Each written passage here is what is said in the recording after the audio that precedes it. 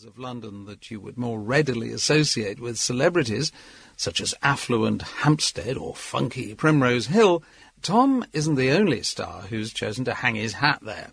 Back in the 90s, East Sheen was buzzing with excitement at the news that Tom Cruise and former wife Nicole Kidman were to purchase an ivy-clad mansion in the area. The mansion had, in fact, also once been the home of ballet dancer Rudolf Nureyev.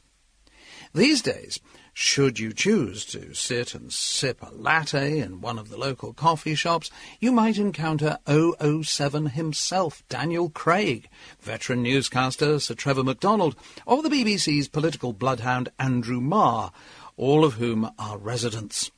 It's heaven for the middle classes, adds Tom, the duvet of the southwest. It's not trendy and cool, but it's still a great place to live. Tom's start in life was secure and privileged, and he admits that he had all the signs of a middle-class upbringing where every opportunity was provided for me to do well. His parents were intelligent, creative folk who recognised the value of a good education and were fortunate enough to have the means to choose private schooling for their son. Rather than a state-funded primary school, Tom attended local prep school Tower House.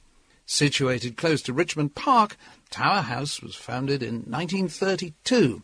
It is a small, independent boys' school that supports pupils in all areas of their development and places equal importance on both academic and social growth. Like so many private preparatory schools, it prides itself on providing a foundation for pupils whose parents want them to progress to reputable secondary schools via the 13+ exam. Notable fellow Tower House alumni include actor Rory Kinnear and Jamie Ricks, successful author and son of actor-producer Brian Ricks. More recently, the school has attracted attention thanks to one former pupil in particular. Before gaining an unhealthy vampiric pallor and a horde of teenage fans, Robert Pattinson quietly went about his primary education at Tower House. From here, Tom progressed through the private education system to boarding school. Reed's School is in the pretty Surrey town of Cobham and boasts every educational facility a pupil could wish for. Its academic standards are amongst the highest in the land, and it also prides itself on its sports and drama facilities.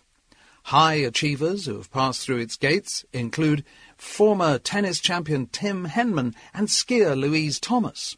Tom has described his younger self as boring, but he maintains he was a child with a vivid imagination and one who loved stories.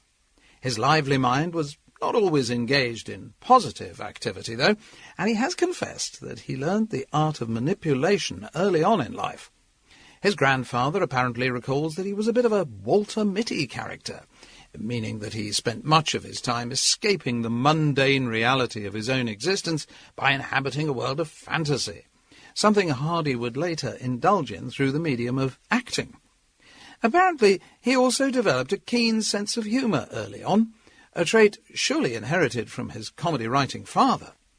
It didn't take long for the inquiring and imaginative boy to want to shake the foundations of the charmed life he'd been born into. From a very young age, I was flagrantly disobedient, he told the Evening Standard in 2006. I got involved in anything that was naughty. I wanted to explore all the dark corners of the world, partly to see if I could control it. He was also not averse to a bit of scrapping, and can remember being kicked in the balls at school when I was about 9. That was a miserable outcome. One upshot of his involvement in all things naughty was his expulsion from Reed's for stealing sports kit.